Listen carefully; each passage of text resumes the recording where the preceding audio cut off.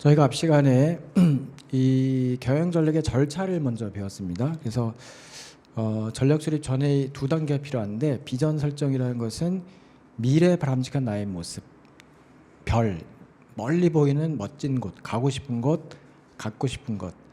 환경 분석은 현재의 나의 모습. 저거는 외부 환경 분석을 먼저 하고 내부 환경 분석을 그 다음에 합니다. 그래서 저기서 세운 틀을 가지고, 스왓 분석 틀을 가지고 전략 수립에 본격적으로 들어가는데, 기업 전략은 어디로 가는 게 좋겠냐 방향 결정이고, 그 방향이 결정되고 나면 어떻게 가는 게 좋겠냐 방법 결정을 합니다. 오늘은 순서를 그냥 이제 여름에 했던 걸 조금 바꿔서 지금 가고 있는데, 성장 공격 전략은 외부에 관심 있죠. 마켓시어나 세일즈를 키워서 외형을 키우고자 하는 것이고, 유지나 방어 축소 전략은 이익 극대화 내부에 관심 있다 그랬습니다. 그리고 이 성장 절차가 개별 기업이 수익적 통합을 먼저 하고 다각화를 나중에 하는데, 그 이유는 위험이 작은 거를 먼저 택하고 위험이 높은 대화를 뒤로 뺀다, 이렇게 얘기를 했습니다.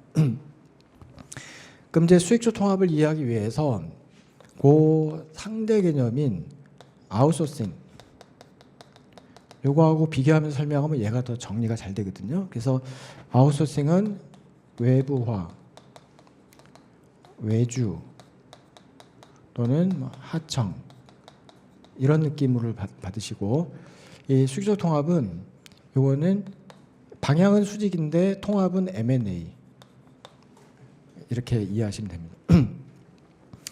수직적 통합하게 되면 장점이 우선은 비용을 절감할 수 있다. 그 비용을 절감할 수 있는 이유는, 예를 들어서 각자가 따로따로 방을 얻어서 사는 거하고 둘이, 마음에 맞는 친구 둘이 한 방을 가지고 같이 공유하면 비용이 당연히 절감되겠죠. 전기세도 절감되고, 뭐 그 얘기를 하셔도 되고, 또 하나는 세금이 절감됩니다. 세금이 절감되는 이유는 여기가 이렇게 해서 한 회사가 됨으로써, 여기 이렇게 한 회사가 됨으로써 요 사이에는 거래가 아니기 때문에 부가가치세가 생기지 않습니다. 그래서 부가가치세를 납부를 이연한 효과도 있고, 뒤로 미루는 효과가 있고, 또는 한 회사가 이익이 많이 낸 회사인데 한 회사가 손실이 많이 낸 회사면 둘을 합치면 손익이 0에 근접하잖아요. 그러면 누진세제하에서 세금을 적게 내게 됩니다. 그러니까 누진세제라는 건 이익이 많이 나면 세금을 많이 내는데, 여기가 세금이 많이 내게 생겼어요. 이익이 많이 나서. 근데 그거를 얘랑 합치면은 그 이익을 줄일 수 있기 때문에 낮은 누진세제하에서 세금을 적게 냅니다. 그런 효과도 있습니다. 물론 기본반 동영상 가시면 이걸 설명하기 위해서 제가 세금 체계를 다 설명했어요. 직접세, 간접세, 뭐 누진세, 뭐 아니면 비율세 다 했는데, 그거는 오늘은 생략할게요. 그건 다음에 돌아가서 보시고, 결론만 소개했습니다. 근데 단점은 융화가 어려워요. 마치 남녀가, M&A는 남녀가 결혼한 것과 똑같은데 살아온 배경, 가치관 이런 게 다르면, 체질이 다르면 잘 안 맞을 때가 많거든요. 그러면 이제 융화가 안 된다는 단점이 있다. 그러면 아웃소싱의 장단점은 뭐냐? 이건 별도로 정리하지 마시고, 여기의 단점이 여기 장점이고, 여기의 장점이 여기 단점이 됩니다. 융화의 필요성이 없고요. 비용이나 세금은 좀 더 부담해야 되는 문제가 있습니다. 에다가 단점 하나 더 플러스하면 잠재 경쟁자가 양성될 수 있다. 왜냐하면 이 아웃소싱 외주 업체가 실력이 올라가면 나의 하청업체로 남는 것이 아니라 독립해서 나의 경쟁자로 뛰어오를 수가 있습니다. 그런 의미에서 잠재 경쟁자로 떠오를 수 있다. 여기까지 장단점을 정리하신 다음에 이 수직적 통합은 장점이 또 있는데, 이게 통제력이 높다는 거예요. 통제력이 높다는 것은 이 회사들이 다 내 말을 듣는다는 거죠. 통제력이 높다. 하지만 단점은 유연성이 약하다는 거죠. 유연성이 약하다. 다시 말해서 이제 과거에는 이렇게 통합하지 않으면, 이게 나예요. 제조 파트가 난데, 여기 재료 파트가 A, B, C 여러 개가 있는데, 이렇게 각각 사면 그때그때 유도리 있게 변화시켜가면서 대응할 수 있는데, 이게 통합이 돼버리면 나는 그냥 얘한테만 고지것대로 사야 돼요. 고정돼 버리죠. 그럼 얘가 갖고 있는 기술에 내가 어떤 제약을 받아요. 그죠? 얘가 만약에 반도체를 뭐 256KD램짜리밖에 납품이 안 되는 회사다. 그럼 256KD램이 장착된 컴퓨터밖에 못 팔아요, 나는. 여기 512를 팔고 있는 데가 있는데 얘한테 안 사고 얘한테 산다고. 그래 고정되지. 그러니까 유연성은 떨어진다로 할 수 있습니다. 그럼 아웃소싱은 단점은 통제력은 낮지만 내 말대로 잘 안 듣지만 장점은 유연성이 높겠죠. 이것도 뭐 여기에 추가하셔도 되지만 이걸 제가 별도로 만든 이유는 요거 사이에 준통합이라는 것이 세 가지가 더 있습니다. 중간 개념이 있는데 그 수익조 통합, 이거 M&A 개념이 있고요. 여기에 조인트 벤처 형태의 수직적 통합 이런 개념이 하나가 있고 가운데가 주식의 상호 보유를 수반한 장기 계약 이런 개념이 있고 그 밑에 그냥 장기 계약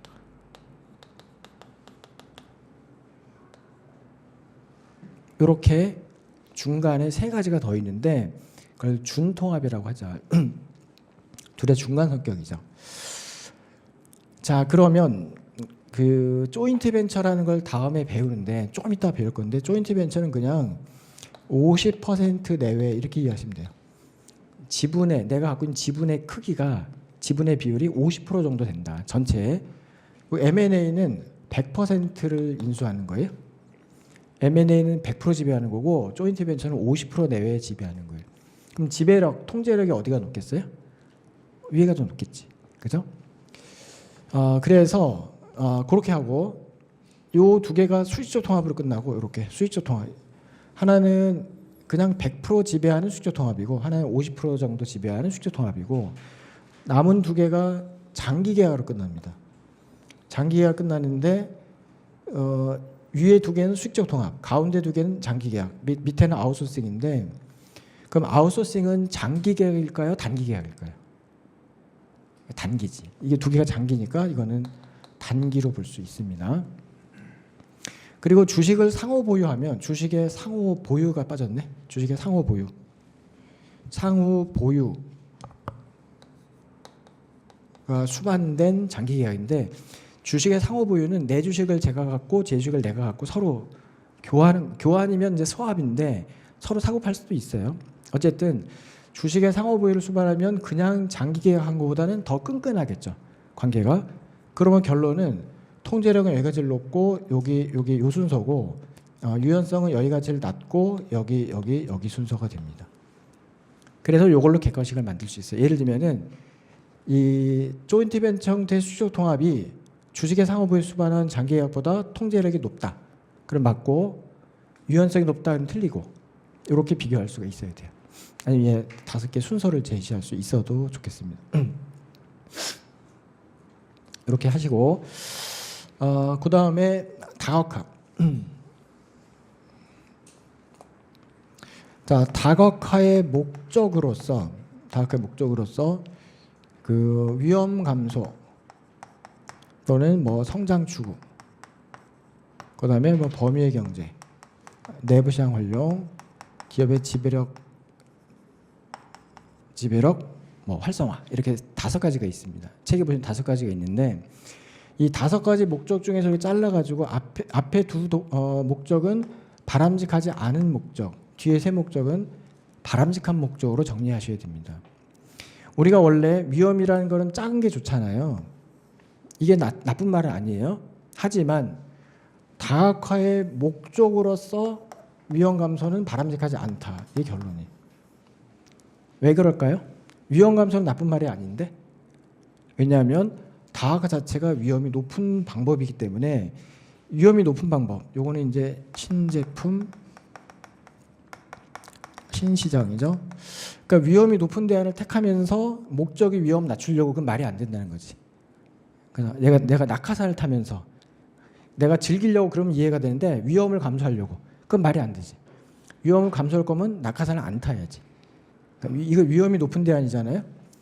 그런데 위험을 낮추려고 그 목적으로 다각화 이건 말이 안 된다는 거지. 같은 의미로 성장 추구도 나쁜 말은 아니에요.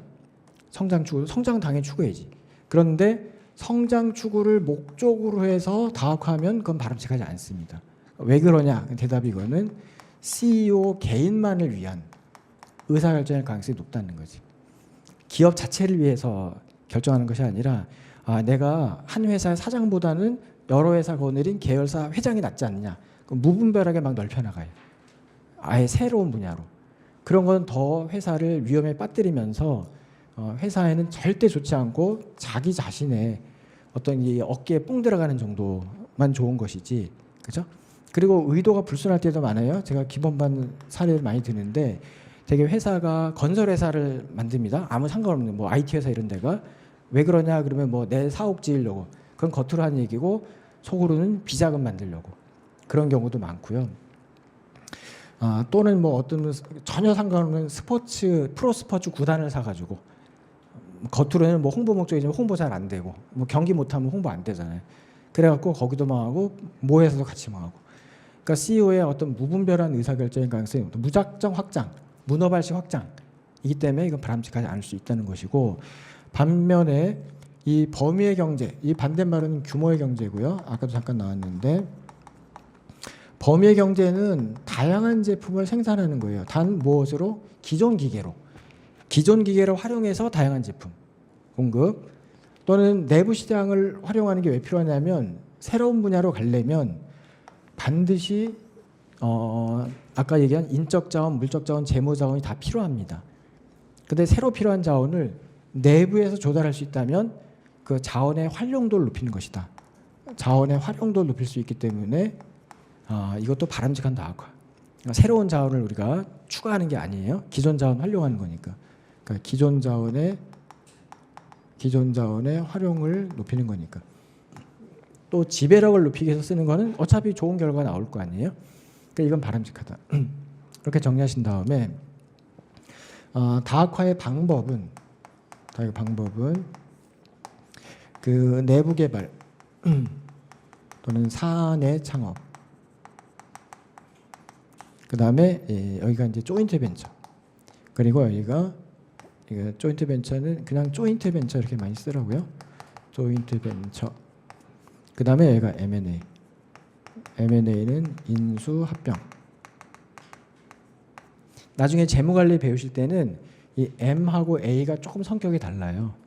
영어로는 merger, acquisition인데 묶어서 그냥 이렇게 얘기하고 있는 거예요. M&A. 그런데 그 예를 들면 우리 회사가 만약에 햇반을 만드는 회사인데 영화사를 설립하고 싶다. 그 방법은 세 가지다. 이건 뭐냐면 내가 직접 영화사 차려서 배우 뽑고 감독 뽑고 작가 섭외해서 내가 직접 촬영해서 직접 마케팅하는 거예요. 내가 직접 진출하는 거고, 요거는 잘 나가는 영화사랑 50% 내외에 투자를 해서 50대 50, 51대 49 이 정도 투자해서 영화사 진출하는 거고, 이거는 100% 매수하는 거예요. 잘 나가는 영화사를 100% 매수하는 거예요. 그래서 얘네들이 성격이 반대이기 때문에 얘네들만 잘 정리하시면 이건 그 중간 정도 성격이 되고요. 책에 보면 이런 표가 나올 거예요. 이런 표가 나와서 여기가 아마 장단이고 여기가 내부 개발, 여기가 M&A 이렇게 돼 있을 거예요. 그러니까 여기 이제 한 2개나 3개씩 정리가 되어 있을 텐데 그 중에 비용만 한번 비교해 볼게요. 비용. 그래서 요 내부 개발은 장점이 뭐냐면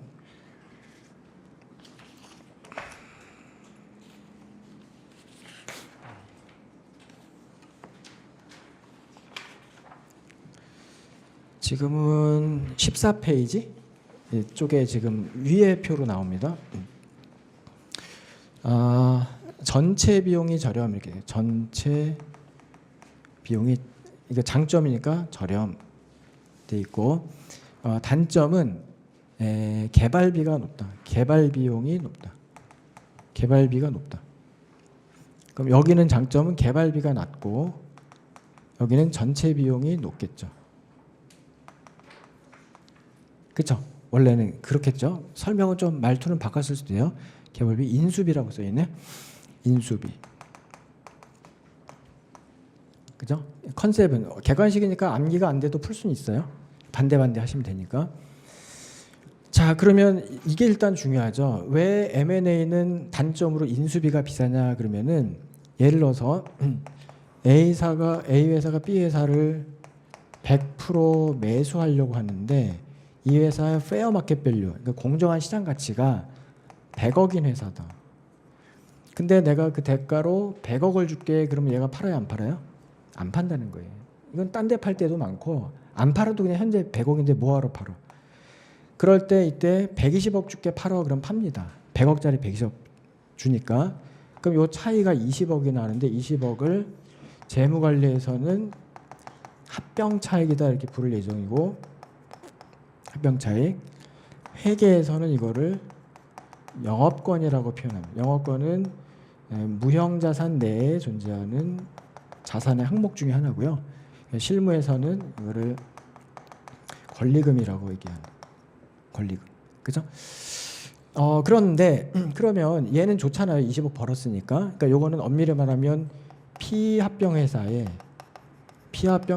합병 차익을 이렇게 계산합니다. 받은 돈 빼기 내 페어 마켓 밸류 계산하는 거고. 그러면 얘는 바보냐 이거지. 얘는 왜 100억짜리를 120 주고 사냐? 바보냐? 아닙니다. 왜냐하면 이거를 합쳐서 이게 한 회사가 되고 나면 이렇게 한 회사가 되고 나면 나는 제조를 잘하고 얘는 판매를 잘하는데 이게 어우러지면 정말 잘 만들어 잘 팔아요. 그래서 이 회사가 가치가 150억이 될 수가 있어요. 이 회사가. 그러면은 이 150에서 100을 빼면 이렇게 빼면은 30이 나오는데 요것도 합병 차익이에요. 이건 누구의? 이거는 합병 기업의 합병 회사의 합병 차익이에요. 재무관리 쓰면 계산 문제 나옵니다. 최근에 이게 기출 문제를 한번 나온 적이 있어. 저는 수업 때 항상 하는데 학생들이 예상 못했을 거예요. 이 계산 문제 나올 거를. 근데 이게 나온 적이 있어. 여기는 30이 여기 20이잖아요. 다르잖아요. 그렇죠. 그래서 피합병에서 합병 차익 구하는 방법과 합병에서 합병 차익 구하는 방법이 달라요. 그렇게 해서 우리가 알아두시고 어쨌든 120억 주고 150짜리 산 거나 마찬가지니까 30억 벌었다 이렇게 생각하시면 됩니다. 그래서 여기가 인수비가 비싸다는 단점이 있어요. 그러니까 원래 M&A는 못 나가는 회사 깎아서 싸게 사는 게 좋아요? 잘 나가는 회사 비싸더라도 프리미엄 주고 비싸게 사는 게 좋아요? 잘 나가는 회사 비싸게 사는 게 맞는 거예요. 그렇게 해서 제일 잘 큰 회사가 구글이죠. 구글, 아마존이 뭐 자기가 잘한 게 몇 개 있어요. 다 사갖고 붙였지. 그렇죠? 그러니까 그런 회사들이 그렇게 빨리 성장하는 거예요. 대신에 여기는 내부 개발은 장점이 전체 비용이 저렴하면 전체라고 안 해도 되고 셋업 비용이라고 해도 돼요. 셋업비. 그러니까 셋업비라는 거는 사업을 시작할 때 셋업할 때 들인 비용이 쌉니다. 왜냐하면 여기는 공정한 시장 가치로만 발생해요. 페어 마켓 밸류. 그죠? 감독도 현재가로 살고 그다음에 배우도 현재가로 채용하고 작가도 현재가로 섭외할 거 아니에요. 장비도 현재가로 살 거 아니에요. 프리미엄이 하나도 안 붙어. 그러니까 여기는 셋업비는 싼 장점이 있어요. 대신에 개발비가 비싸. 왜냐면 여기는 처음 하는 거니까 시행착오가 많다고. 실수도 하고 처음부터 다시 찍고 배우 새로 갈고 뭐 이렇게 하다 보면 시간도 오래 걸리고 돈 더 많이 들어요.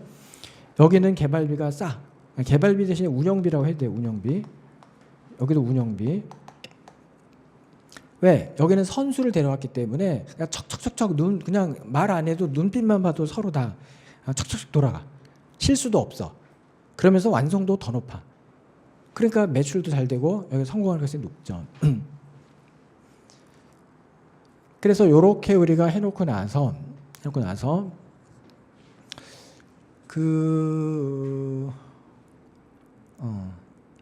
공간이 조금 애매하긴 한데 사진을 좀 찍으시고 또 지울게요. 이걸 찍고 안 찍으셔도 뭐 동영상이 다 있긴 하지만 찍으면 장점이 버스에서 한번 탁 봐도 되니까 갑자기 뭐 생각이 안 나거나 그러면 딱 봐도 되니까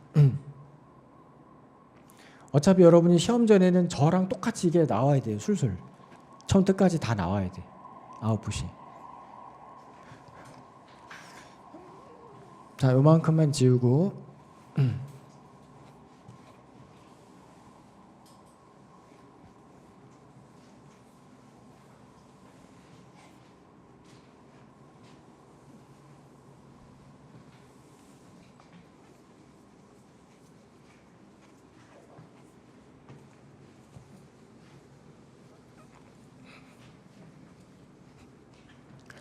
자, 그러면 이 성장 공격 전략과 유사한 개념으로 국제화를 한번 들어보자. 이 국제화도 결국은 뭐 지역적 영역이 넓어지는 것이다. 그래서 성장이다. 이렇게 봐도 되지만 그건 너무 좁은 개념이고, 국제화가 되려면 아예 그 기업이 질적으로 퀄리티가 몇 단계 위로 성장해야지만 돼요.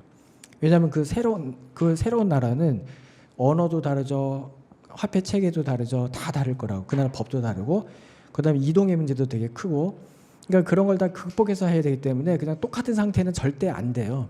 아예 퀄리티가 달라야지 가능한, 성장해야지만. 그래서 국제화도 절차를 볼 건데, 절차. 요번에 이제 여기랑 좀 유사한 개념이 국내 기업이 수출을 했다가 그 다음에 계약에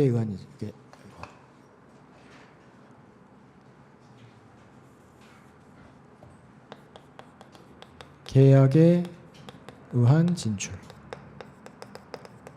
하고, 그리고 이제 해외 직접 투자. 여기 아는 거 생각났네. 요거 잠깐 하고 갈게요.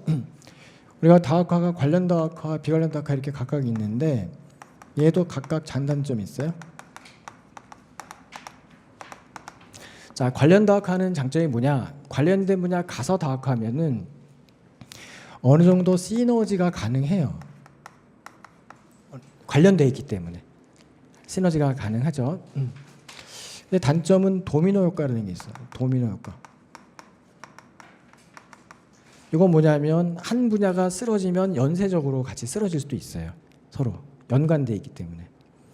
근데 반면에 장점은, 여기 장점은 위험이 회피된다. 장점이 있고, 여기 단점은 뭐 시너지가 없다.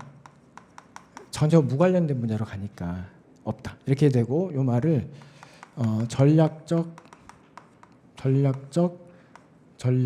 적합성이 없다. 이렇게 하셔도 됩니다. 다만 아까 우리가 다학화의 목적을 얘기할 때 위험 감소나 성장 추구, 뭐 범위 경제, 내부 시장 활용, 지배력 잘라서, 아까 우리가 위험이 다학화의 목적으로서 위험이 낮아지는 것은 바람직하지 않다 이렇게 했는데, 여긴 장점으로 위험이 낮다, 이걸 장점으로 얘기하고 있거든요. 이게 모순입니까 아닙니까? 모순 안 되죠. 출발할 때 목적을 위험 감소로 해서 다학화 선택하는 건 진짜 말이 안 되지만, 딴 목적으로 다학화했는데 결과적으로 다학화했으니까 위험이 낮아지고, 그러면 바람직한 거죠. 딴 목적으로 할 수 있잖아요. 그렇지만 위험이 낮아지는 추가적 결실이 있겠죠. 그 다음에 이건 전혀 상관없으니까 시너지 없고 적합성이 약하다 이렇게 얘기하는 거예요. 다시 국제화를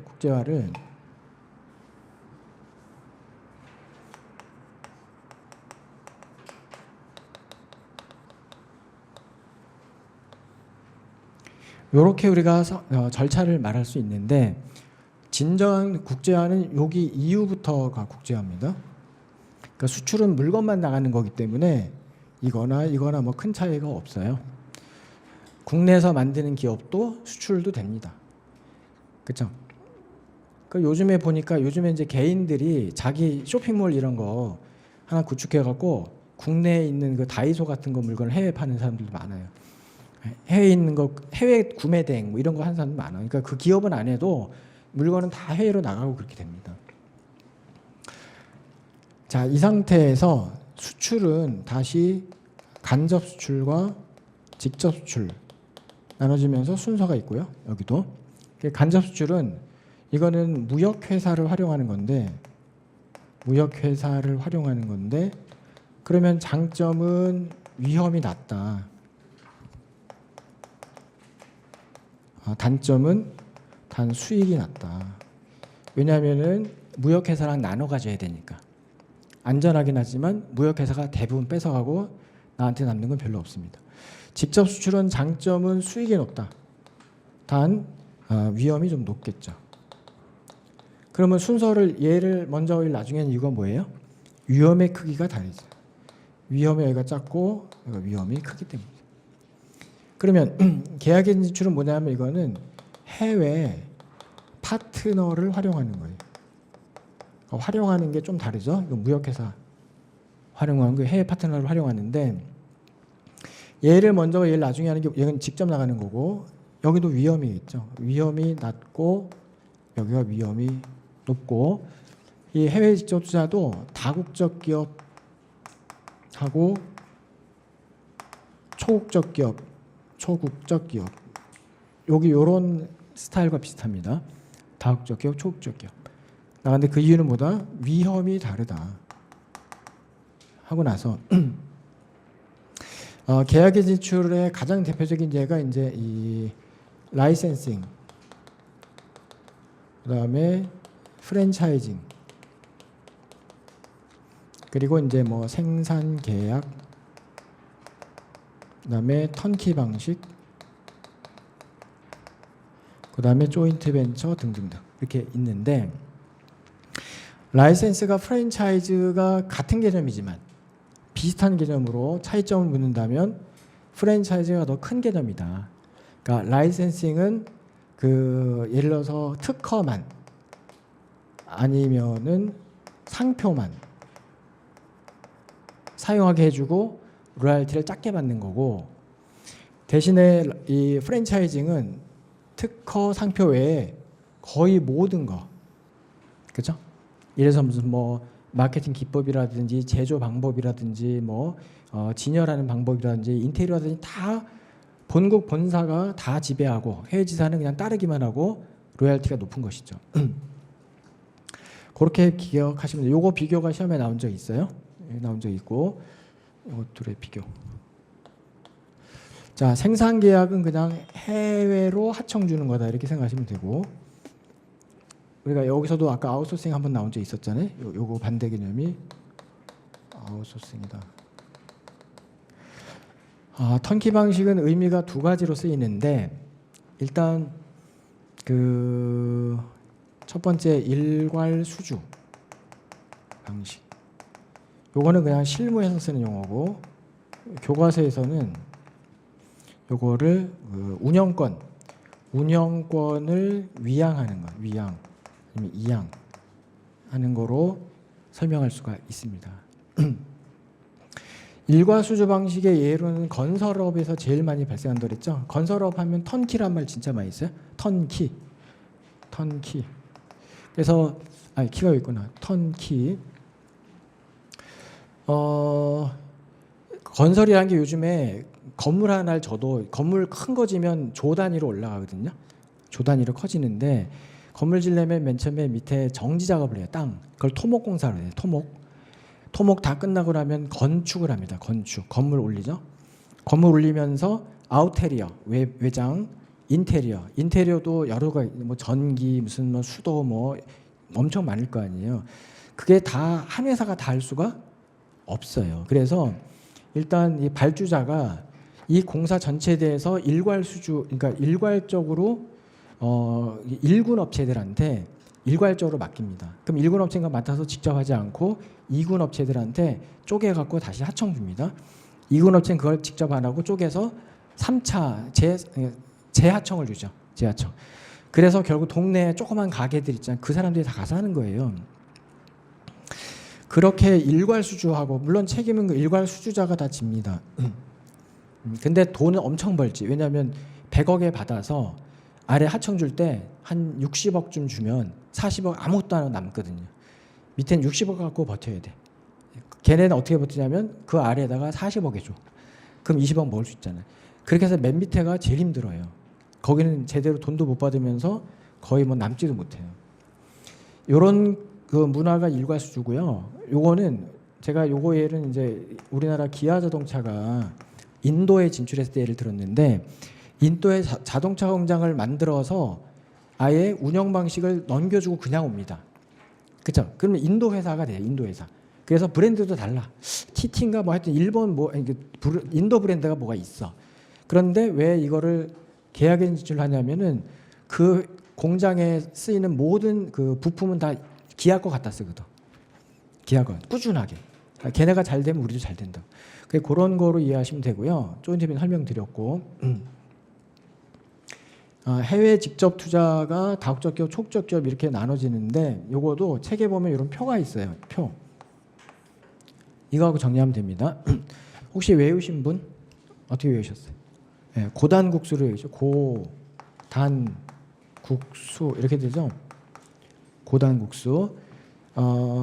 여기가 고도의 글로벌, 단순 글로벌, 국가별, 수출 이렇게 됩니다. 그 다음에 그럼 여기가 출발점, 여기는 엄밀히 말하면 국제화는 아닙니다. 그냥 물건만 나가는 거니까. 물론 우리 종업원도 나가기도 하지만 회사가 나가는 건 아니니까. 그래서 여기서 성장하는 방법이 두 가지가 있다. 여기 요 축을 먼저 얘기해야죠. 축.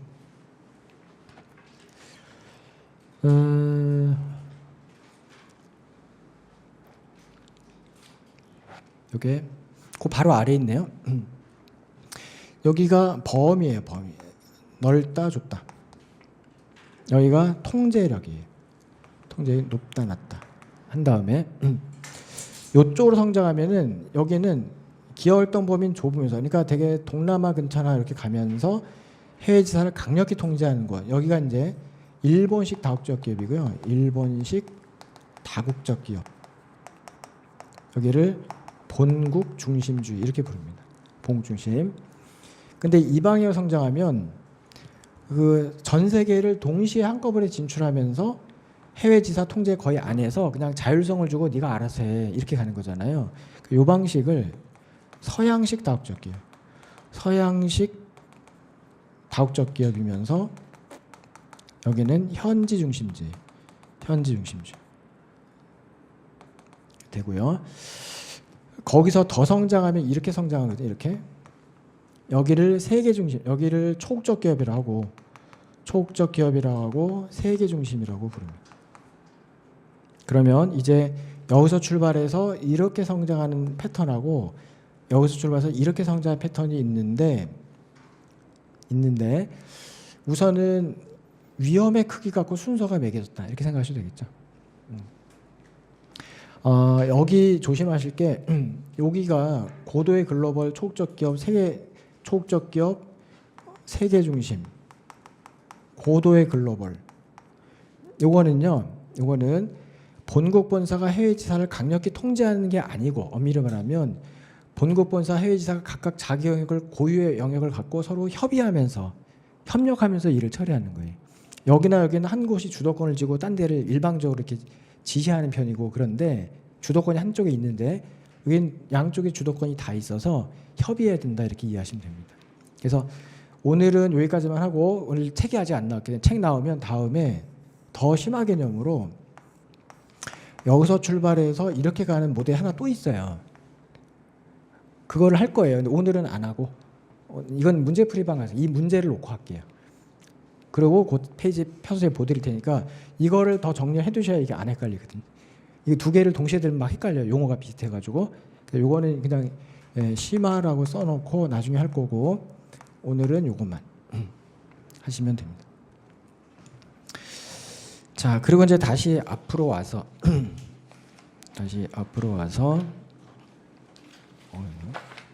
잠깐만 있나? 뒤에 제가 보충 쪽에다 넣었을까? 여기 표현은 없을 거예요.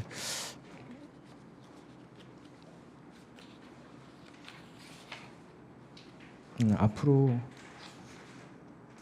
올 필요가 없구나. 잠깐만.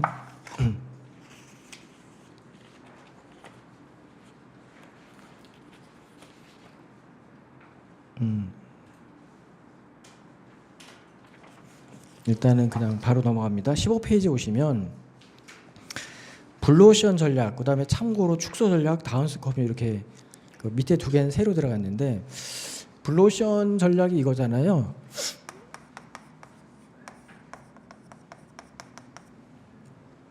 이 블루오션이라는 말은 레드오션의 반대말이죠. 나중에 참고로 퍼플오션 하나 적어두시고, 이건 빨간 것도 아니고 파란 것도 아니고 섞은 개념이잖아요. 요거 나중에 하나 추가로 해두세요. 제가 이건 문제풀이만 하니까 소개해드릴게요. 이런 용어가 있어. 퍼플오션이라고. 오늘 요것만 하고. 블루오션과 레드오션인데, 블루오션은 경쟁자가 없는 신천지, 그러니까 경쟁자가 없는 신천지 이렇게 이해하면 되고, 레드오션은 경쟁이 있는 아니면 경쟁이 많은 그런 지역을 말한 거 있죠. 그래서 경쟁이 너무 치열하기 때문에 서로 막 싸우다 보면 피 터지고, 그러다 보면은 어떤 빨개지고 바다 색깔이 레드오션.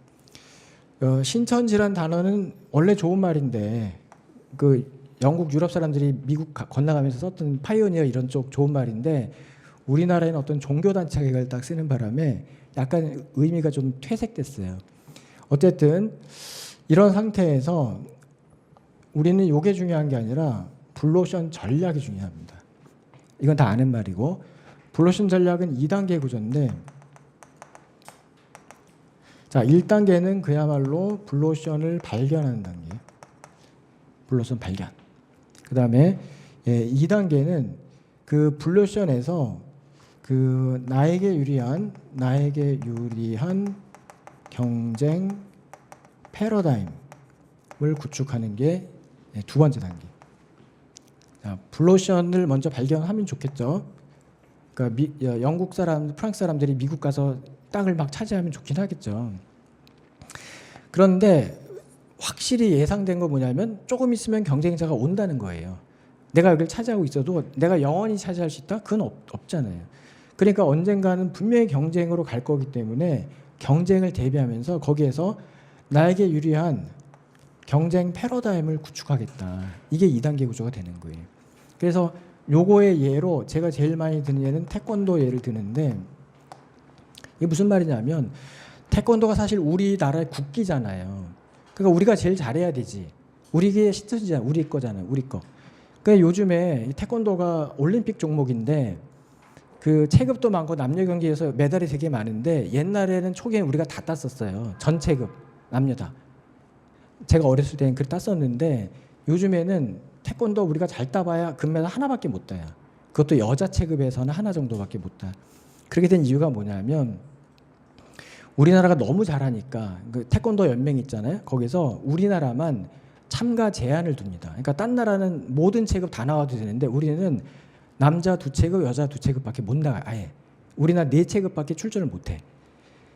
그래서 그때 어떻게 하냐면, 그 내년이 올림픽이면 올해 1년 내내 경기를 시켜요.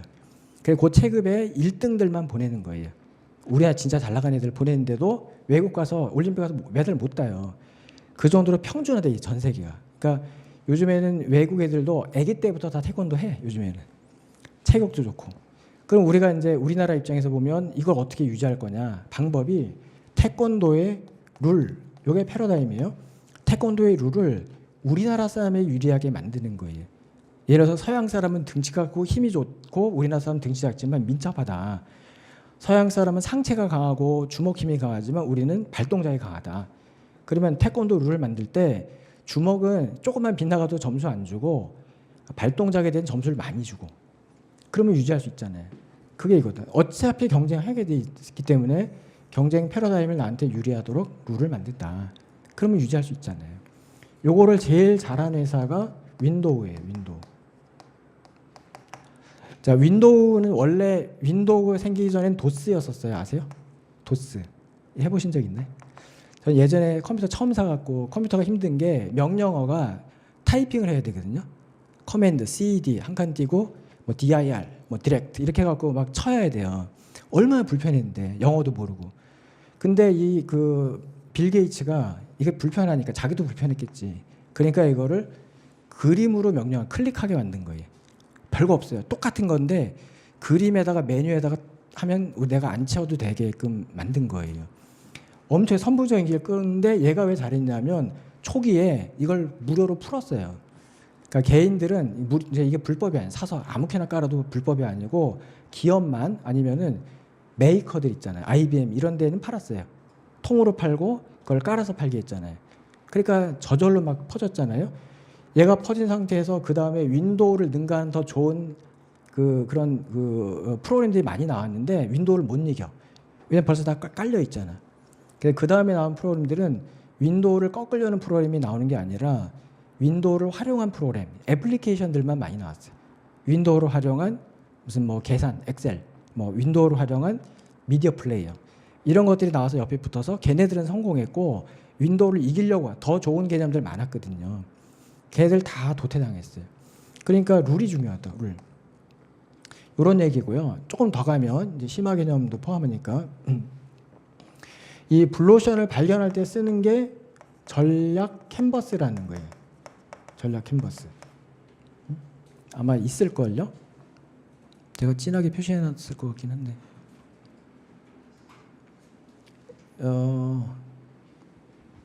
밑에서 하나, 둘, 둘, 여섯째 줄 정도 가면은 나오나?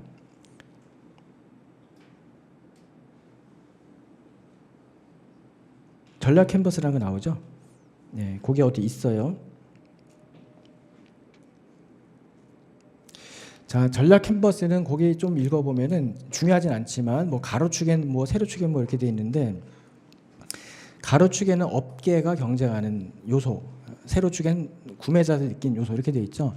그래서 그냥 여기 공간 나니까 여기도 할게요. 가로축에는 업계 아니면 경쟁자, 세로축에는 소비자. 그 소비자는 원하죠. 바라는 게 세 종류가 있어요. 이렇게 세 종류가 있는데 업계는 두 개밖에 공급을 못해. 그럼 빈 공간이 나오죠. 여기가 블루오션이다. 찾는 거죠. 요걸 지도라고 해서 전략 캔버스라고 부른다. 이렇게 표현하시면 되는 거죠.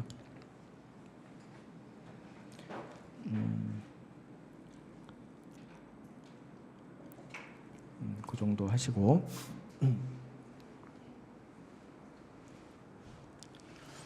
그 다음에 요거는 이제 보통 우리가 무슨 경쟁 프레임업 이렇게 얘기하는데 경쟁 프레임업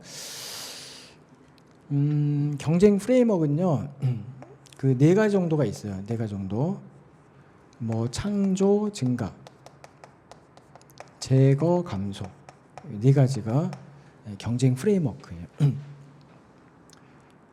발견할 때는 전략 캔버스를 활용하고 유리한 경쟁 패러다임 구축해서 프레임워크를 짜는데 이 프레임워크를 짜는데 네 가지가 있다. 근데 창조, 증가, 제거, 감소 네 개인데 창조라는 거는 없던 거를 있게 하는 게 창조고요. 창조. 증가라는 거는 있는 건데 높이는 게 증가고 제거는 있던 걸 없애는 게 제거고 감소는 있는 건데 낮추는 게 감소죠. 그렇죠? 네 가지 용어가 있어요. 프레임워크에. 근데 이 중에 요 위에 두 개가 아직 안 했지만 위에 두 개는 차별화 전략을 말하는 거고 아래 두 개는 원가의 전략을 말하는 거다. 이렇게 이해하시면 돼요. 결국은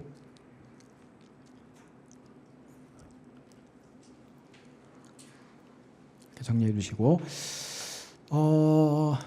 그 다음에 이제 여기도 한번 찍으실 분 잠깐 찍으시고 또 지우고 가겠습니다.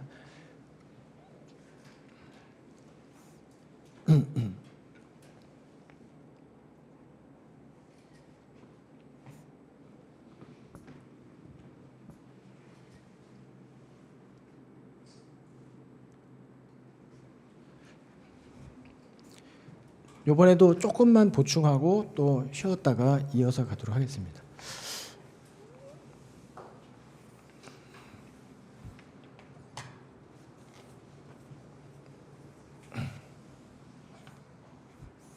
자, 어떻게라고 할 때 요거를 경쟁 전략이라고도 하죠. 경쟁 전략. 그러니까 다시 말해서 이 방법이라는 거는 그러니까 주어진 방향으로 내가 부산으로 가고 싶어요. 그러니까 for 부산 가고 싶은데 어떻게 갈까? 그러면 이제 뭐 버스 타고 가도 되고 비행기 타고 가도 되고 그 얘기를 지금 하고 있는 건데, 그러면 이 말은 뭐와 똑같냐면 경쟁 상황에서는 경쟁에서 이기면 돼 이거예요. 경쟁에서 이기는 방법 찾으면 돼. 근데 경쟁에서 이기려면 어떻게 된다? 경쟁자한테 없는 우수한 무기가 필요하다. 그러니까 요거를 무기라고 해요. 무기. 우수한 무기. 그러니까 저쪽에서 뭐 30cm 칼을 갖고 기다릴 때, 30cm 칼을 갖고 나한테 찾아올 때 내가 60cm 칼을 갖고 기다리면 내가 이길 가능성이 높습니다. 저쪽에 칼을 갖고 올 때 내가 총을 들고 있으면 이길 가능성이 높아요. 그러니까 경쟁에 이기는 방법이 뭐다? 우수한 무기를 가지면 된다. 우수한 무기를 뭐라 부른다? 경쟁 우위라고 부른다. 그러면 이 경쟁 우위를 창출한 방법이 두 가지가 있고 창출된 경쟁 우위를 유지한 방법이 두 가지가 있다. 물론 순서가 필요합니다. 혹시 여름에 그 수업 들으신 분이 계시면은 저한테 이거 배웠다 안 배웠다 살짝 표시해 주면 제가 더 도움이 될 것 같아요. 강의하는데. 이거 했어요 안 했어요? 했어요? 네. 자, 그러면 이 경쟁 우위를 창출한 방법이 두 가지인데, 하나가 독특함, 하나가 환경의 부합. 하나 유지하는 방법이 두 가지인데, 하나가 자원의 획득 가능성, 그다음에 모방 불가능성. 이렇게 네 가지가 있습니다. 이게 무기가 돼요. 무기를 찾는 방법이 두 개가 있고, 찾은 무기를 오랜 기간 사용할 수 있는 방법이 두 가지가 있다. 독특함은 요거는 차별할, 남들한테 없는 것, 이게 무기예요. 나만 갖고 있는 것. 여러분이 지금은 노무사만 되면 된다고 생각하시잖아요. 지금은 거기에 목표를 삼는 게 맞지만, 노무사 되고 나면 그 안 보이던 노무사가 엄청 많아요. 그 선배 노무사들이 꽉 차 있잖아요. 근데 거기서 경쟁에서 이기려면 여러분 이름 앞에 뭐가 하나 이게 붙어야 돼요. 뭐를 잘하는 노무사. 노무사 영역이 되게 다양할 거거든요.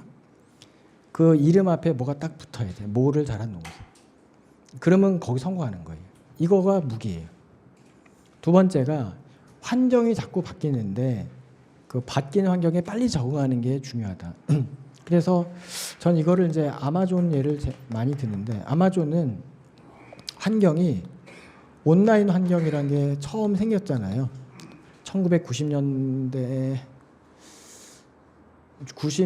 초중반, 90년에서 95년 사이. 이때 그 온라인이라는 매체가 그 전까지는 군대하고 대학에서 연구용이나 업무용으로만 썼던 그 도구인데, 이거를 최초로 상용화시킨 기업이 여기 최초 기업이 인터넷 기업 최초. 그러니까 얘는 자기가 인터넷을 개발했나요? 그것도 아니에요. 그냥 개발돼 있는 거예요. 자기가 책을 만들었나? 그것도 책도 그냥 있는 거예요. 다만 이 새로운 환경 이걸 그냥 활용한 것뿐이에요. 이거를. 근데 이걸 최초로 활용했는데, 여름에 이 회사가 설립해서 시작했는데 여름부터 겨울까지 약 6개월 동안에 엄청나게 신문에 많이 났어요. 거의 우리나라 사람 다 알 정도니까. 저도 알 정도니까. 왜냐하면 이 온라인으로 책을 판다는 게 다 신기했었죠. 그땐 어떻게 책을 온라인으로 파느냐. 책은 직접 서점에 가서 표지도 보고 내지도 보고 목차도 보고 그러고 사는 거지, 이렇게 생각했는데 책에 딱 표지 요만한 그림 하나 놓고 그냥 판다는 거예요. 그래서 다 무시했는데 얘네들이 의외로 첫 출발부터 그 가입자도 많이 늘었고 거래액도 되게 빨리 커졌어요. 거래액도. 그래갖고 연말쯤 됐더니 진짜 괜찮은 회사가 됐거든요. 그러니까 그 당시에 지켜보던 전통 오프라인 서점, 아까 얘기한 반즈앤노블스 이런 회사들이 6개월 뒤로 똑같이 온라인 그런 그 쇼핑몰을 만들어서 팔기 시작했어요. 근데 그 후발주자들이 아마존 따라잡는데 얼마 걸렸냐? 아직도 못 따라잡았어요. 아직도. 아마존 1등이고 걔네는 잘 몰라, 우리는. 그렇죠? 그렇게 환경에 누가 더 빨리 적응하느냐 되게 중요합니다. 우리는 지금 25문제, 40문제 체제로 지금 변화됐는데 사실 올해 시험은 잘 체감을 못했어요. 저는 문제 수만 늘어난 것뿐이지 문제 수준과 패턴 거의 똑같았어요. 그 전년도랑. 올해는 또 몰라요. 올해는. 그러니까 그거를 읽어야 돼요. 바뀌는 세상에 대비하지 않으면 그건 도태당합니다. 너무 옛날 생각만 하면 안 돼요. 옛날에 이런 게 나왔었다. 이걸 자꾸 의지하면 안 되고 완전히 새로운 세계가 열린다. 제가 힌트 드렸죠. 올해는 회계사 시험이 진짜 이상하게 나올 거거든요. 두 영역이 아예 빠져버려. 새로운 영역이 들어와서 막 왕창 늘어. 그런 게 우리 경영학 쪽에 있는 사람들이 다 보면서 다 충격을 받는다고. 야, 얘네들 이거 다 빼버렸네. 그게 올해 시험에 어떻게 나올지 모르는 거예요. 환경에 빨리 적응하는 게 중요하고 이렇게 찾은 무기가 오래 가려면 첫 번째가 자원 획득 강서. 이거는 독점이 가능한 자원을 먼저 선점하면 좋겠다. 그러니까 제가 예를 들 때는 이제 오프라인에서는 사거리의 코너 자리, 유동인과 많은 그 자리를 잡으면 그것도 영어로 사이트인데 그걸 잡으면 상당히 사업하기 쉽고요. 온라인도 회원 확보를 많이 하면 그렇죠. 그래서 무료로 이메일도 주고 블로그도 만들어주고 그렇게 해서 회원을 독점하고 나면 잘 안 떠납니다.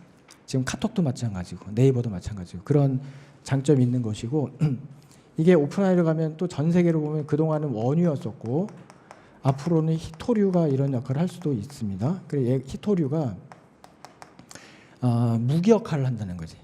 지금 트럼프가 당선되면서 트럼프가 중국을 더 강하게 공격할 거거든요. 공격이 맞공격할 수 있는 방법이 유일하게 이거예요. 너희 자꾸 이렇게 하면 히토류 수출 안 하겠다.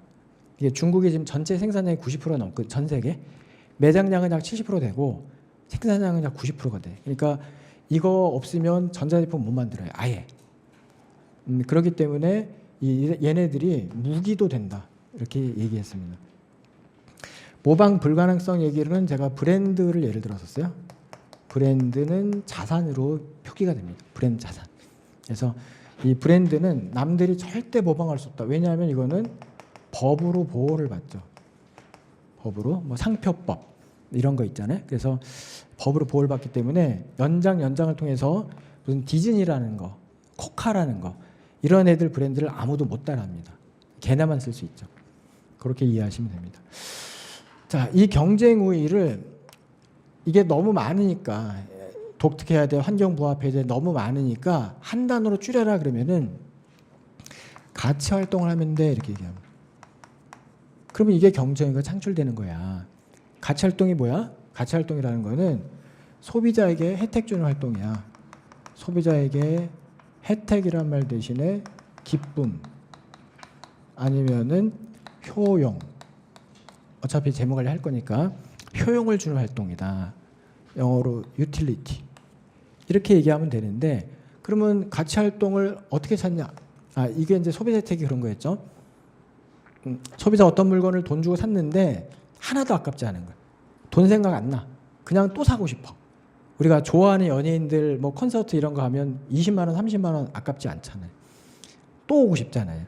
그거는 기쁨을 준 거예요. 혜택. 근데 이거를 찾기 위해서 포터라는 사람이 또 포터의 가치 사슬이라는 도구를 이제 제시를 합니다. 가치 사슬.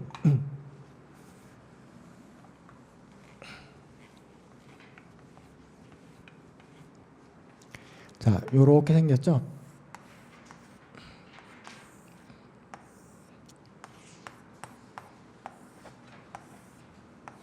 이렇게 생겼는데 앞으로 다시 돌아가야 될 거예요.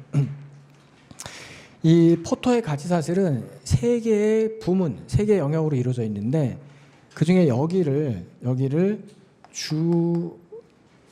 주요 아니면 주요 부문, 주활동, 주요 활동, 주활동 또는 본원적 활동 이렇게 표현하고 여기 위를 지원 활동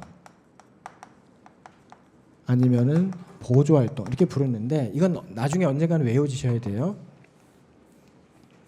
주요 활동, 본원 활동은 5개가 있고 지원 활동, 보조 활동 4개가 있습니다. 근데 그 5개의 주 활동 중에 꼭 필요한 기능이 3개인데 이렇게 3개인데 이 3개는 구매, 제조, 판매로 이해하시면 돼요. 그러니까 제조업체를 가정하면 이 3기능 중에 하나라도 빠지면 안 되죠. 3가지 다 필요하죠. 구매, 제조, 판매. 그리고 이제 마케팅, 그리고 서비스 AS 됩니다. 그래서 AS가 가끔 객관식 문제에서 이거는 주활동이 아니라 서비스 이게 지원 활동으로 이게 AS 그럼 딱 이런 느낌 나거든요. 그래서 이게 주활동이 아니다, 지원 활동이다 이렇게 틀리게 만들 때도 있으니까 조심하시고, 이 구매를 영어로 쓸 때는 인바운드라고 해요. 인바운드. 판매를 아웃바운드라고 해요. 그러면서 해석을 물류의 투입 활동, 여기를 물류의 산출 활동 이렇게 부릅니다. 자, 그 상태에서 대개 사업은요, 요 방향으로 진행하는 게 맞아요. 구매, 제조, 판매, 마케팅, AS. 그렇죠? 이렇게 사업이 진행되는데 이 위에서 진짜 회사 내에서 자체 서비스 잘 주어지면 얘가 잘 갑니다. 그러니까 잘 가면 이렇게 회사가 커집니다. 이거를 이윤의 크기로 우리가 표현합니다. 요거까지 하면 세 가지 영역, 세 가지 부문이 나오는 거죠. 근데 이 위에서 도와주는 활동이 맨 꼭대기인데도 하부 구조라고, 맨 위에 있는데도 하부 구조라고 보통 표현해요. 요게 이제 영어로는 인프라 펌 스트럭처라고 하는데, 펌 스트럭처인데 여기에 대표적으로 회계나 재무나 이런 기능이 나오고, 그 다음에 뭐 품질 뭐 이런 쪽이 나옵니다. 그 외에 조심하실 게 이제 인적 자원 관리, 그 다음에 R&D, 연구개발, 그 다음에 이제 여기에 획득이라고 보통 하는 건데, 획득, 영어로 프로큐어먼트라고 있어요. 획득. 그럼 무엇을 획득하느냐 하면은 재료, 뭐 기계, 뭐 사람 이런 걸 획득하는 걸 말하는 거예요. 그러면 조심하실 게 여기도 요거 뭘 사는 거죠? 구매 뭘 사지? 그럼 재료 사잖아요. 재료 또는 종업원. 그러면 여기도 재료, 사람. 그럼 여기서 사는 재료, 기계, 사람하고 여기서 사는 재료, 사람이 같은 거예요, 다른 거예요? 완전 다르죠? 어떻게 다르죠? 여기는 평상시 사는 그대로 사는 거기 때문에 그거를 되도록 싸고 빠르게 효율성 추구하는 거라면, 여기는 새로운 대안을 찾는 거예요. 새로운 대안. 기존 재료 말고 다른 재료 쓰면 안 되냐? 뭐 이런 거. 음식점 같은 데도 아주 예뻐 보이고 맛있는 음식을 만드는데 재료 혹시 딴 거로 바꾸면 안 되냐? 요즘에 수산물 잘 안 들어오는데. 대표적으로 고기가 식물성 고기 나오잖아요, 이제. 고기의 맛을 주면서 보기도 고기 같지만 동물성이 아닌 거, 이런 걸 싫어하는 사람이 있으니까. 그렇게 새로운 재료 좀 이렇게 발굴해봐, 뭐 이런 쪽인 거예요. 이건 효과성이지. 그래서 이제 이런 식으로 구분해서 꼭 외워두시되, 중요한 건 뭐냐면 포턴 주장이 이 개별 활동에서 우위를 찾는 게 목표인데, 이 개별 활동의 우위가 중요한 게 아니라 이 활동과 활동의 연결 관계 아니면 연계 관계에서 우위가 중요하다고 한 거예요. 개별 활동의 우위가 안 중요하다는 거 아니에요. 중요하지만, 걔도 중요하지만 활동과 활동 사이의 연결 관계의 우위, 연계 관계 우위가 중요하다. 왜 그럴까요? 자, 왜냐하면은 시너지 이펙트가 있기 때문에. 어느 개별 활동의 우위는 그것뿐이죠. 자, 예를 들어서 우리가 구매 우위라고 하면 뭐예요? 쉽게 말하면 구매 우위. 원재료를 어떻게 사면 돼요? 싸고, 좋은 물건을 싸고 빠르게 안전하게 조달하면 그게 구매 우위잖아요. 그러면 그거 경쟁자가 금방 따라할 수 있어, 없어요? 따라합니다. 경쟁자도 더 좋은 재료를 구하려고 엄청 노력할 거기 때문에 내가 갖고 있는 우위가 오래 가요, 오래 안 가요? 오래 안 간다는 거지. 이 제조 우위가 뭐예요? 제조 우위? 똑같이 물건을 어떻게 싸고 빠르고 안전하고 좋게 만들 수 있으면 그게 제조 우위인데, 경쟁자는 그거 노력 안 하나요? 경쟁자도 최선을 다해서 노력합니다. 그 우위는 오래 가지도 못해요. 그런데 이제 구매에서 제조로 넘어간 연결관계 우위는, 이건 두 가지 다 잘해야 돼요. 두 개가 조화가 맞아야 되고, 이거는 쉽게 할 수 있나요? 쉽게 따라할 수가 없다. 알아도 못 따라요. 알아도. 여러분 치면요. 여러분 중에 경영학은 되게 잘하는데 노동법 못하는 사람도 있고 뭔가 뭐 다 성격이 다른 여러 과목인데 하나만 잘하면 붙을 수 있나요? 그리고 그건 남들도 금방 따라와. 내가 경영 잘한다고 했을 때 경영학과 출신도 있을 거고 경영학 공부를 진짜 10회도 기사 한 사람이 오면 내가 이기기가 쉽지 않잖아요. 근데 경영과 노동법을 동시에 잘하는 사람 거의 없어요. 누가 대학교 때 그렇게 배운 사람 있나? 다 공부하려고 새로 배우는 거예요. 다 새로운 입장이라고. 근데 그거를 노동법 배우다 보면 경영 이론이 다 필요하고 경영 공부하다 보면 노동법의 그런 법 체계 알고 있으면 도움이 되겠지. 그게 잘 어우러지면 거기서 나온 그 결과는 아무도 못 따라. 쉽게 못 따라. 그래서 연결관계의 우위를 강조하는 개념이 사슬이다. 사슬. 이 가치 사슬을 영어 쓸 때는 value chain 이렇게 쓰는데 사슬은 연결된 거잖아요. 그래서 연결관계를 강조하는 개념이 value chain이다. 이렇게 보시면 되는 거예요.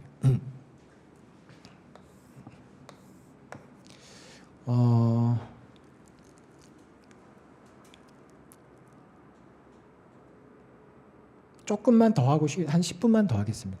10분만 더 하고 쉬겠습니다. 제가 여기서 해드릴 게 뭐가 있냐면 이 가치활동과 경쟁우위 이 무기의 관계인데요. 화살표가 서로 주고받는 관계란 이게 일단 첫 번째 해야 되고 두 번째는 경쟁우위와 동의어로 핵심 역량이라는 게 있다.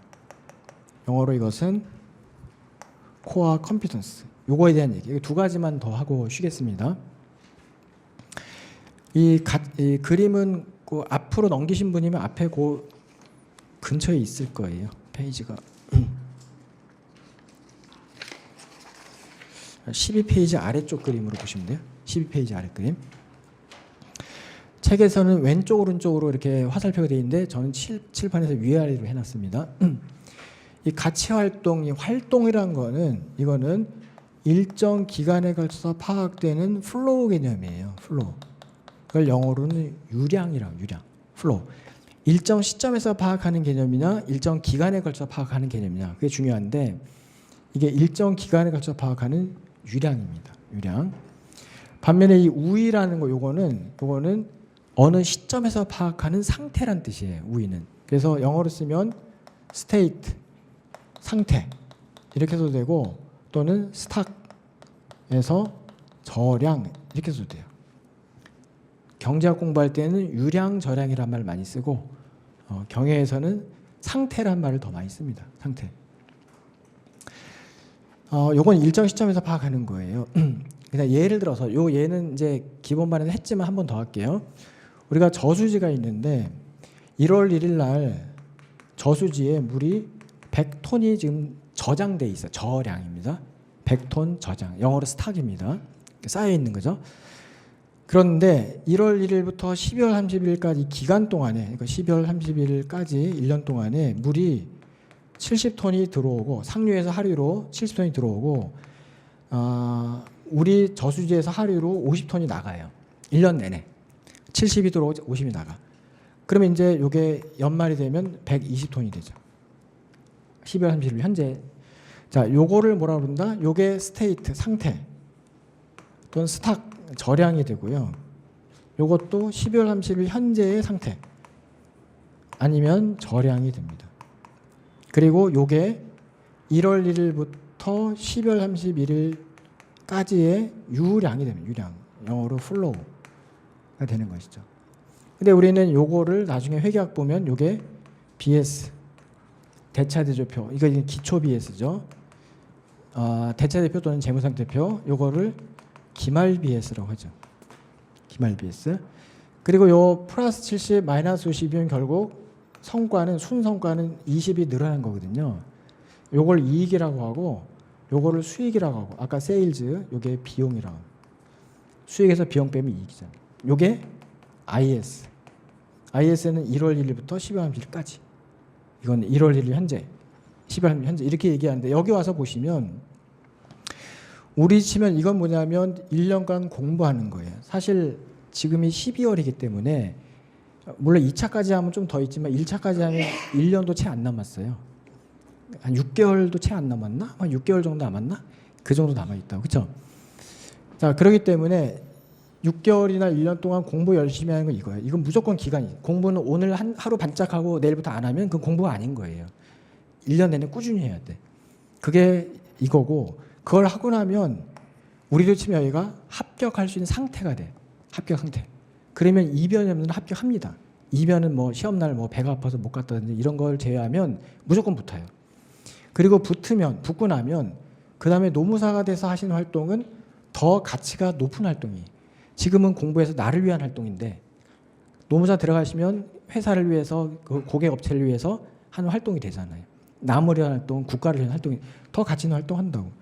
그거를 몇 년을 열심히 몇 년에 걸쳐서 하시는 활동은 하고 나면 능력 있는 우수한 전문가적 노무사가 됩니다. 그럼 그 사람은 분명히 더 높은 위치에 있을 거예요. 위치, 상태가. 그 사람이 할 활동은 더 가치 있는 활동이 될 거예요. 이제는 전략을 짜줘. 그러니까 생긴 문제를 해결하는 게 아니라 전략을 짜줄 수 있는 노무사가 된다. 되겠죠? 그렇기 때문에 이게 계속 반복되면서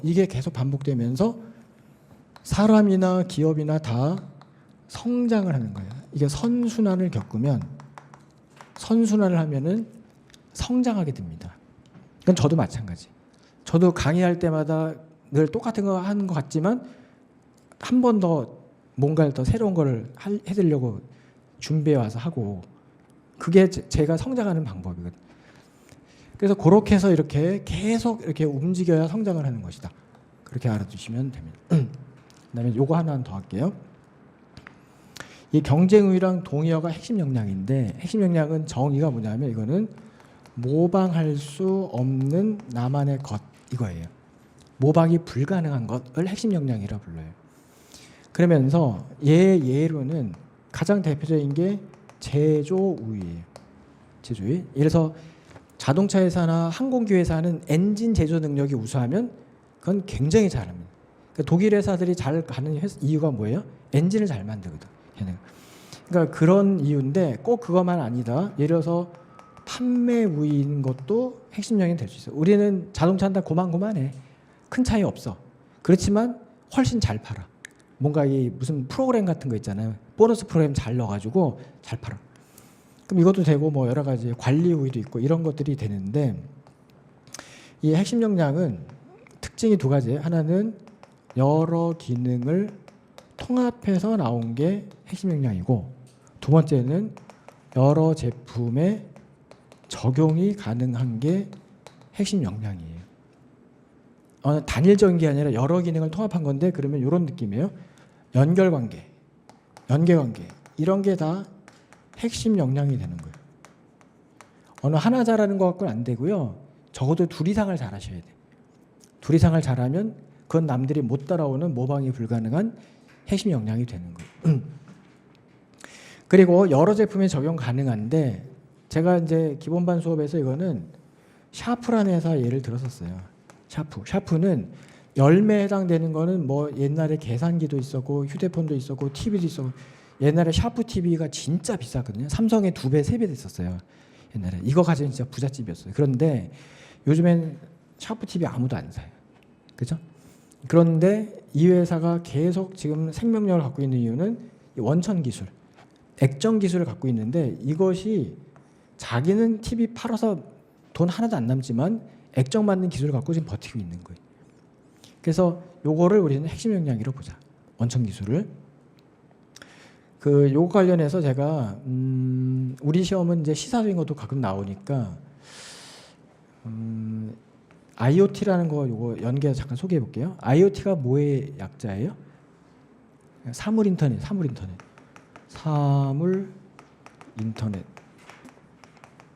요게 이제 I고요. 오브고, 요게 thing이에요. thing. 인터넷 오브 thing. 그래서 이게 이제 사물 인터넷인데, 이 원래 인터넷을 우리는 과거에는 컴퓨터끼리만 연결했었잖아요. 그런데 요즘에는 모든 사물이 다 컴퓨터로 연결됩니다. 그래서 제일 많이 쓰이는 게 뭐 보일러 같은 거, 집에 있는 보일러를 회사에서 출발할 때 보일러 켜놓고 가잖아요. 집에서 회사 집까지 갈 때 원격으로 다 인터넷 연결됐기 때문에 가능한 거 아니에요? 집에 강아지들이 놀고 있는 거 다 보잖아요. 회사에서. 그렇죠? 그게 다 인터넷 연결된 거죠. 근데 이런 사물 인터넷은 뭐 이렇게 뭐 냉장고, 세탁기 요즘엔 다 연결할 수 있어요. 그래서 회사에서도 집에 있는 세탁기도 돌릴 수 있고 다 가능합니다. 근데 제일 많이 쓰이는 게 앞으로 미래형으로 제일 많이 쓰이는 게 뭐냐면은 이게 무인 자동차에 쓰일 거예요. 자동차가 앞으로 몇 년 내, 그러니까 몇 년이 10년, 20년도 아니에요. 제 생각으로 한 3, 4년이면 될 것 같은데 운전대가 없어지고 그냥 자동차에 앉아서 이렇게 인터넷 아니면 이렇게 부팅만 해갖고 어디 가겠다 하면 알아서 다 움직이는데 그러려면 인터넷이 연결 안 되면 안 되잖아요. 자동차가. 다 인터넷에 연결되고 사람하고도 연결돼야 되고. 그런데 연결하려면 사람하고 대화하려면 뭐가 필요해요? 액정이 필요해. 액정 없으면 이게 커뮤니케이션이 안 되잖아요. 그러니까 옛날에 액정은 컴퓨터나 뭐 이렇게 계산기나 TV나에만 쓰였는데 요즘에는 냉장고에도 들어가지, 세탁기도 들어가지, 보일러에도 들어가지, 자동차에 들어가지, 안 들어간 데가 없어요. 그러니까 얘가 살아남는 거예요. 그러면서 여러 제품에 자동차, 그죠? 여러 제품, 보일러, 여러 제품에 적용이 가능하다. 마지막 이 핵심 역량은 학습 조직 또는 조직 학습을 해야 돼. 이래야만 달성될 수 있고 이거는 반대말이 개인 학습. 개인 학습과 조직 학습이 뭐가 다르냐 그러면 둘 다 개인이든 조직이든 성장하려면 학습할 수밖에 없어요. 학습 안 하면 성장이 안 돼요. 여러분이 지금은 아니어도 내년도에 노무사가 합격하려면 학습을 거쳐야 돼. 그래야 내가 합격할 수 있는 수준이 되잖아요. 그런데 개인 학습과 조직 학습이 뭐가 다르냐 대답이 개인 학습은 자기만 학습되고 마는 거고 조직 학습은요 시키지 않아도 그러니까 자발적으로 우리 조직의 성장을 위해서 필요한 지식을 시키지 않아도 배워오는 분위기. 자발적으로 배운 다음에 그 지식을 시키지 않아도 옆 사람에게 전해주는 분위기. 공유하는 분위기. 그 공유된 지식을 실제 사용하는 분위기. 이게 다 저절로 움직이면 그거를 학습 조직이라고 불러요. 그러면 이제 저는 학생들한테 되게 스터디 그룹이 이러면 된다. 스터디 그룹을 제가 예전에 학원 할 때는 학생들한테 강제로 짰었어요. 강제로. 다 짜가지고 뭐 어떤 스케줄 관리도 하고 뭐 공부할 자료도 주고 막 그랬었는데 여러분 성인이니까 알아서 그냥 하시는데 그 스터디 그룹이 자발적으로 내가 제일 어떤 사람은 경영이 강하고 어떤 사람은 노동법이 강하다. 제일 잘하는 거를 시키지 않아도 배워와서 뭐 공부 요령, 뭐 암기 요령 이런 거 있잖아요. 그걸 옆 사람 막 전해줘. 적극적으로. 하나도 아까워하지 않고 막 전해줘. 그러면 그걸 공유해서 다음번 스터디에는 그거를 다 안다 치고 그 다음 얘기를 해. 그 스터디 그룹은 무조건 다 붙어요. 제 경험상. 그런데 어떤 스터디 그룹은요. 안 주고 받으려고만 그래. 난 하나도 준비 안 해가고 받기만. 그러면 곧 깨져. 그죠? 또 새로 구성해줘도 잘 안 돼. 그런데 스터디 그룹도 그런데 기업도 그렇다는 거예요. 시키지 않아도 저절로 움직여야지 저절로 학습하고 전달하고 공유하고 사용하고 그래야 성장하는 것이지 막 지시해. 너 아침에 와서 공부해. 30분 공부해. 그러고 일해. 그거 누가 좋아합니까? 그거 아침에. 피곤한데 30분 더 자는 게 낫지. 그러니까 모든 거를 자발적으로 움직여줘야지 성공할 수 있다. 그러면 그게 핵심 역량이다. 이렇게 정리하시면 됩니다. 여기서 잠깐 쉬었다가 그 나머지 이어서 가도록 하겠습니다.